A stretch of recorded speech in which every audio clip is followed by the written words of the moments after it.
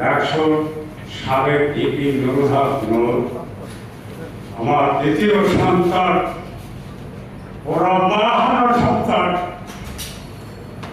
ওরা 3 ভাই, 3 মন্ত্রী। আমার মা মারা গেছে।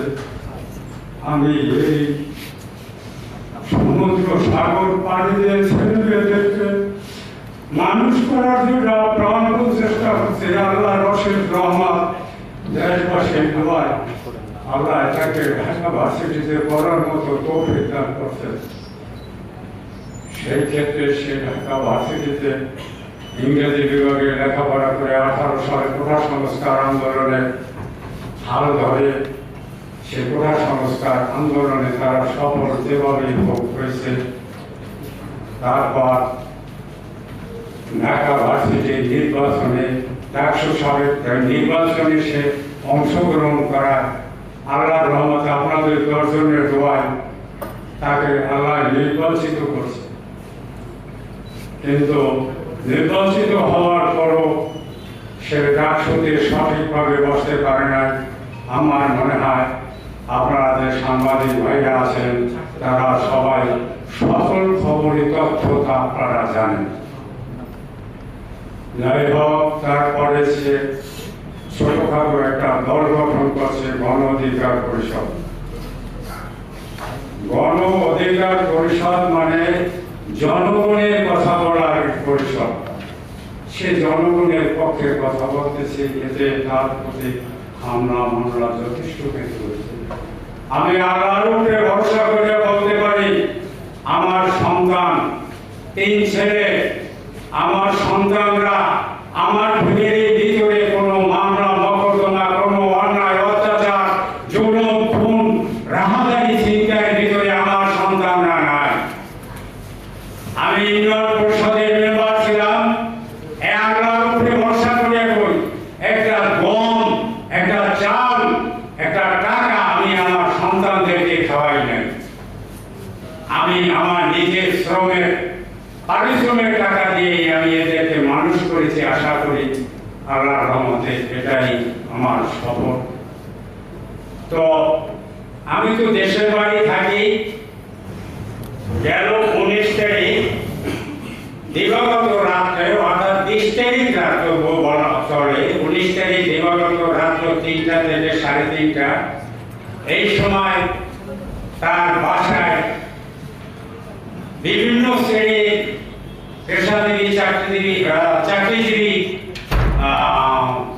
সেনা সদস্যরা, র্যাব, বিডিআর, আর্মি, এরা ওই তার বাসায় গিয়া তাকে অমানসিকভাবে তাকে অ্যারেস্ট করে এবং তার বাসা থেকে 7-8টা মোবাইল নিয়ে নিয়েছে। পরে তার খোঁজের জন্য যখন র্যাব অফিসে যাওয়া হয়েছে, তখন যারা ডিউটিতে ছিল তারা বলছে আমাদের এখানে আসে নাই, আপনারা ডিবি কার্যালয় যান। ওখান থেকে ডিবি কার্যালয় গেছে, সেখানেও তার খোঁজ নেবে না। তারপরে তারা বলছে যে আপনারা আপনাদের লোকাল থানায় যান, হাতের জেল থানায়। সেখানে গেছে, সেখানে গিয়েও তার হদিশ মেলে নাই। আমি যখন দেশ থেকে রওনা দিছি, আমরা খুব আতঙ্কের ভিতরে ছিলাম, আল্লাহ তাকে গায়েব করে ফেলছে কিনা। আল্লাহ রশিদ রহমান সবাই তো গায়েব হয় না। পরে 21 তারিখ রাতে তাকে ওই 3, 2, 19, 20, 21 তারিখ রাতে তাকে ডিবি কার্যালয় থেকে কোর্টে নিয়েছে। কোর্টে নেওয়ার পর ওখানে তাকে 7 দিন রিমান্ড দিয়েছে। 5 দিন রিমান্ড দিয়েছে। আমি ঢাকাতে এসে শুনি তাকে 5 দিন রিমান্ড দিয়েছে। 5 দিন রিমান্ডের পর গতকালকে তাকে কোর্টে উঠেছে। উঠানের কথা ছিল গতকালকে আগের দিনই রাতে, 5 দিন পূর্ণ হয় রাত 8টায়। কিন্তু ওই রাত্রে দেখে উঠায় না, কেরা জানি না, এটা আইনগত দ্বারা তারা বলতে যখন কোর্টে উঠাইছে, আমরা তীর্থের কাকে তাকে এনেছি, কখন তাকে কোর্টে উঠা।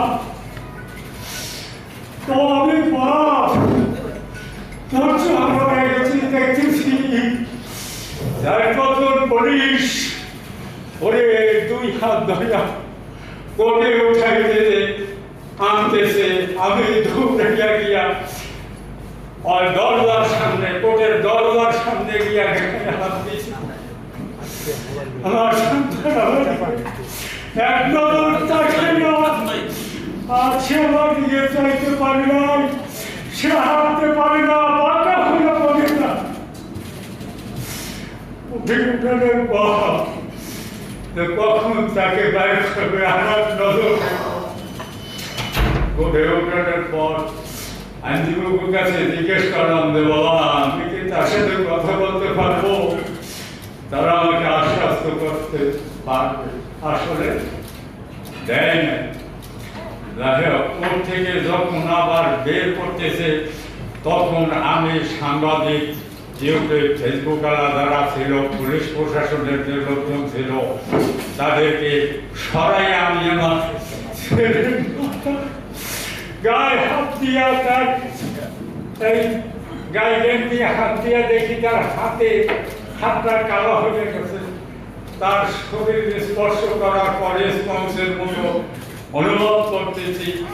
তার আমি পিঠে এই জায়গায় গেঞ্জিটা টানি, আমি নিজেই, পুলিশ আমাকে তখন কিছু বলে নেই, আমি ফাঁক করে দেখছি তার সর্বশরীর জড়জড় হয়ে গেছে। কেন, কি অপরাধ? রাজনীতি করাটাই কি তার অপরাধ ছিল? যদি থাকে, বাংলাদেশে যদি এরকম আইন থাকে তাহলে সকলের রাজনীতি বন্ধ করে দেবে, আপত্তি নাই। কিন্তু রাজনীতি করলে ভালো মন্দ 2 কথা বলতেই পারে, বলে, এটা সমস্ত দলই বলে, এটা তো অপরাধ না, এটা তো রাজনৈতিক চর্চা। সেক্ষেত্রে এইভাবে অন্যায়ভাবে জুলুম করে তাকে মারধর করা, তাকে নির্যাতন করা, এবং তাকে কোর্টে বলা হয়েছে, কোর্টে যখন তাকে দেখা হচ্ছে তখন জজ সাহেব বলছে যে আমি তাকে দেখ, তাকে যখন আবার পুনরায় রিমান্ড চেয়েছে, সে তার কাছে জজ সাহেব তার কাছে কথাবার্তা বলছে, বলার পরে সে তাকে আর রিমান্ড দেয়নি।